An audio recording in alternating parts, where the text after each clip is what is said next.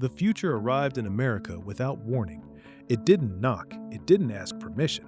It simply arrived, and it's still arriving season after season across this country.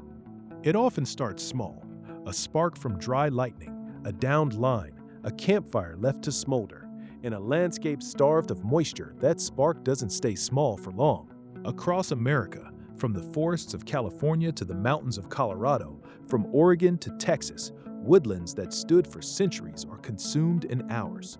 This is not a local event. It is a national pattern. What used to be a summer threat in America no longer has a season at all. Fire risk now stretches from February to December in many states. The line between fire season and normal life is disappearing.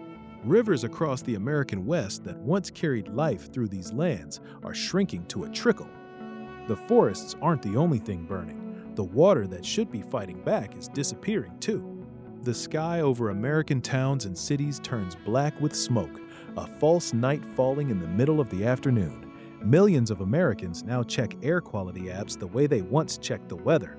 And in the chaos, America's wildlife, creatures that have called these forests home for generations, struggle simply to survive.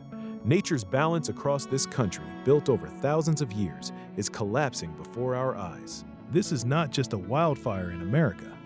It's a warning to America, and the people standing between us and disaster are running themselves thin. It isn't only the forests and the wildlife at risk.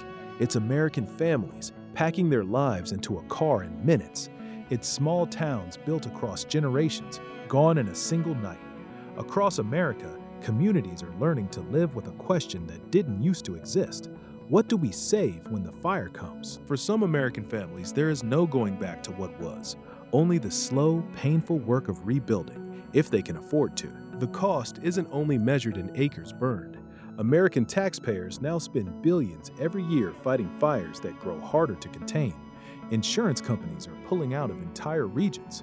Home values are falling in places once considered safe. This is no longer just an environmental story. It's an economic one, written across the country, town by town. Scientists across America have tracked this pattern for decades. Hotter American summers, drier American winters.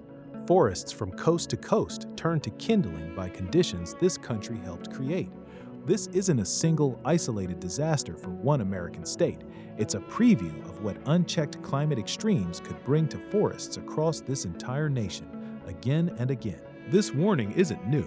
Scientists and firefighters have been sounding it for years. Each season breaks the record set the year before. The question is no longer whether America is being warned, it's whether America is listening. But within every warning to America lies an opportunity for America. Forests across this country can recover.